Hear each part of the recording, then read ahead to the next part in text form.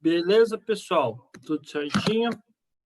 Nesse vídeo aqui eu preparei um vídeo para a gente fazer uns exercícios de revisão para a nossa avaliação bimestral, tá? Recuperação bimestral.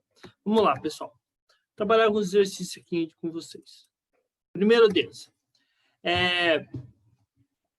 Qual das características dos plásticos abaixo delas é um problema ambiental? A.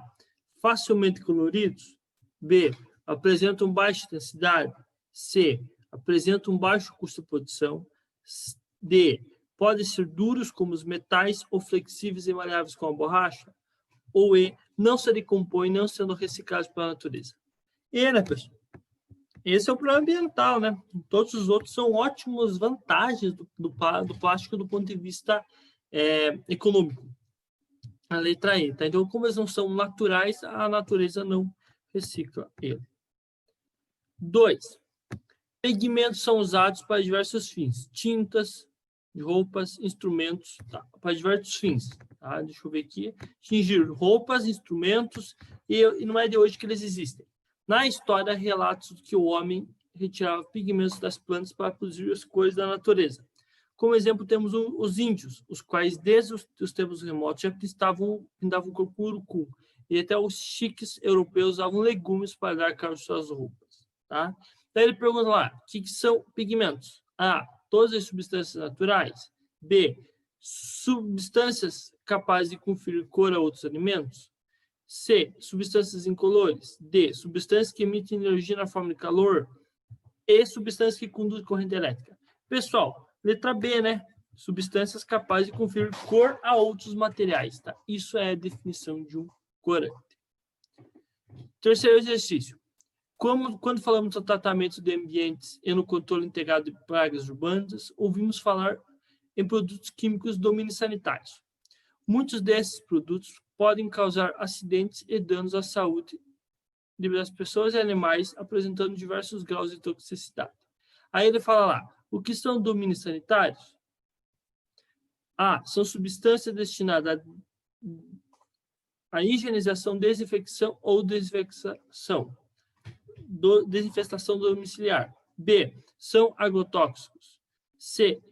São substâncias utilizadas para dar brilho. D. São substâncias que aumentam o prazo de validade dos alimentos. E E. São substâncias capazes de odorizar o ambiente. Letra A, né, pessoal? Bem de boa, né? São substâncias usadas para a higienização, desinfecção ou desinfestação domiciliar. Aí, entra nessa classe água sanitária, sabão, tudo isso tá? Entra nessa classe. 4. Um dos mais graves problemas ambientais gerados pela intervenção do homem sobre o meio ambiente é a poluição, pois prejudica o meio ambiente, inviabiliza o cultivo e o consumo de recursos naturais, provoca desequilíbrios ecológicos e pode ameaçar a saúde humana. Por esse motivo, é muito importante elucidar essa questão a fim de se envolver formas de combater tal ocorrência.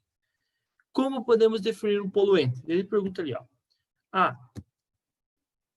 Qualquer material que, ao atingir determinada concentração ambiente, contamine o solo, a água ou o mar. B. Qualquer substância que atrapalhe a vida do ser humano. C. Substância que cause mudança na natureza. D. Todo composto químico que seja tóxico ao ser humano. E E. Substâncias que são liberadas pela indústria. Letra A também, né, pessoal? Lembrando que tem que atingir uma concentração. Muitas coisas, corantes, por exemplo, que são liberados, em baixa concentração ele não é um problema. Para mim, alta concentração. Cada poluente tem uma concentração limite. Tem alguns metais chamados metais pesados, eles são tóxicos a baixíssimas concentrações. 5. A compreensão das propriedades e interação das radiações com a matéria é importante para A. Operar os equipamentos de detecção. Reconhecer e controlar os riscos biológicos sujeitos à radiação, além de possibilitar a intervenção correta dos radioensaios. Aí ele fala assim, ó. 1. As partículas gamas possuem alto poder de penetração, causando danos irreparáveis ao ser humano. Verdadeiro, tá? Isso é tudo verdadeiro. A radiação gama é a mais potente de todas. 2. As partículas alfa são leves, com carga elétrica negativa e massa desprezível. Falso, né? Isso aqui ele deu a definição da partícula beta. 3. As partículas gama são radiações eletromagnéticas semelhantes aos raios X. Não possuem carga elétrica nem massa. Verdadeiro também, tá? Partícula gama, representada por isso, não tem carga elétrica, não tem massa. 4. As partículas alfa são partículas pesadas de carga elétrica positiva que, ao incidirem sobre o corpo humano, geralmente causam queimadura terceiro grau. Verdadeiro também.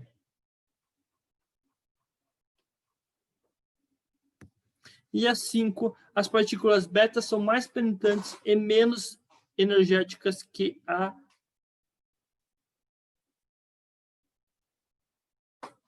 partícula alfa. É falso, tá? Elas são mais energéticas, não são menos, tá? Elas são...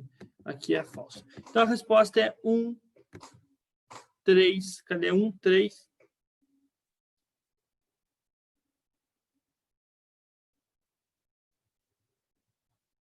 Ah, pessoal, perdão, cometi um erro aqui, ó. Deixa eu apagar aqui, ó.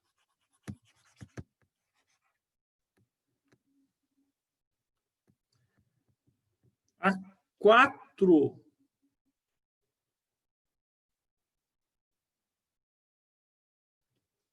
A 4 é falsa, porque ela fala queimadura terceiro grau. Não, as partículas alfa não querem queimadura. E a 5 é verdadeira, tá? Porque elas, as são beta, elas são menos energéticas que a partícula alfa mesmo. Então, é 1, 3 e 5. Letra C.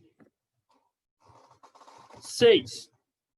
Os compostos orgânicos são agrupados em 4 classes principais: ácidos, bases, os sais e os óxidos. Qual é a definição de óxido? Qualquer composto contendo oxigênio, composto formado por 2 elementos, composto binário formado pela combinação de oxigênio e outro elemento mais eletronegativo, composto que possui oxigênio e sua estrutura são iônicos, e é substância que não tem sabor. Então, na verdade,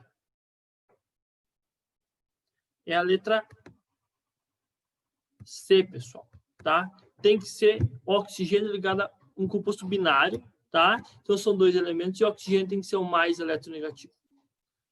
A 7, assinado alternativo que só apresenta sais. Pessoal, olha, se começar com hidrogênio aqui, é um ácido. A água é uma exceção, tá? Mas o resto. Começou com hidrogênio, é um ácido. Se tiver OH na estrutura, é uma base. Então, ele só quer sais. Então, A já tem um ácido, a B tem uma base. A C, olha, não tem nenhum que comece com hidrogênio e não tem nenhum que tenha OH na estrutura. Então, ele é só tem sais. Tá? Então, qual que é a definição de sal? É um composto que em água libera um cátion diferente do H+, porque senão seria ácido, e um ânion diferente do OH-, porque senão seria uma base. Então, ou senão é aquele que é produzido na reação entre um ácido e uma base. A letra C e D, a D e E também não são, porque na letra D nós temos aqui uma base, tem OH e um ácido, e na letra E nós temos aqui o ácido. Então, a única alternativa que tem compostos que são sais é a letra C. 8, pessoal.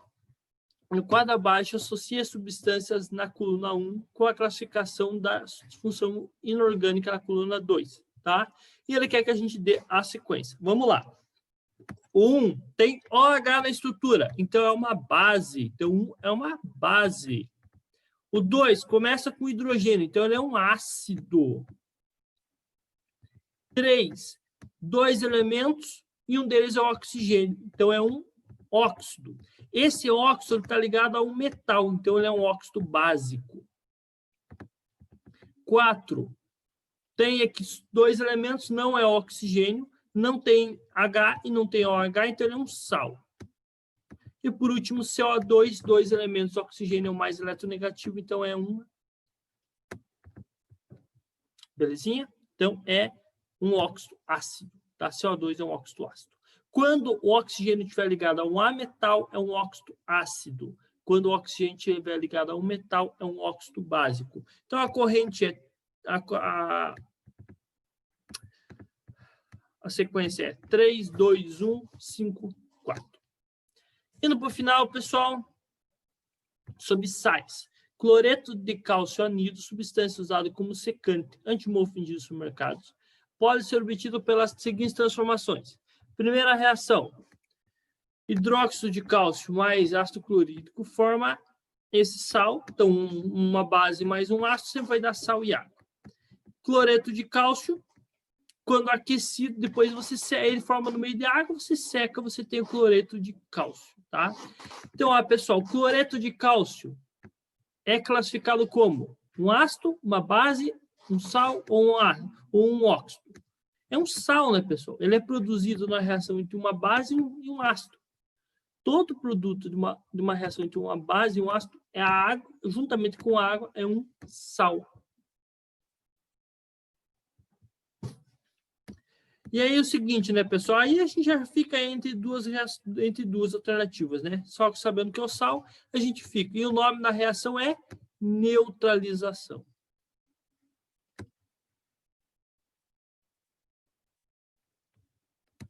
Letra A. Tá? A reação entre um ácido e uma base é chamada reação de neutralização. 10. A chuva ácida ocorre quando há uma alta concentração de agentes poluentes na atmosfera, como SO2 e NO2, que ao reagirem com o vapor de água também formam. Tá, seguinte, pessoal. Como é que a gente define essas duas substâncias aqui? Elas são dois óxidos. Por quê? Porque dois elementos e oxigênio é mais eletronegativo, tá? Então, eles são óxidos. E aqui, como eles estão ligados a metais, são óxidos ácidos. Como a gente viu lá na poluição, óxidos ácidos, quando reagem com água, formam ácidos.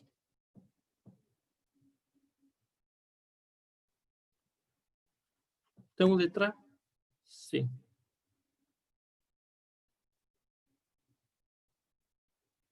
Belezinha?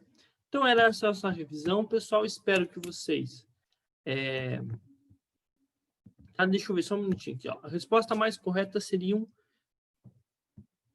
Isso, oxiácidos. Tá certinho, tá? Letra C, tá? Oxiácidos são ácidos que têm oxigênio na estrutura, tá bom? Espero ter aproveitado a nossa revisão, pessoal. Qualquer dúvida, entre em contato. Um grande abraço. Tchau, tchau.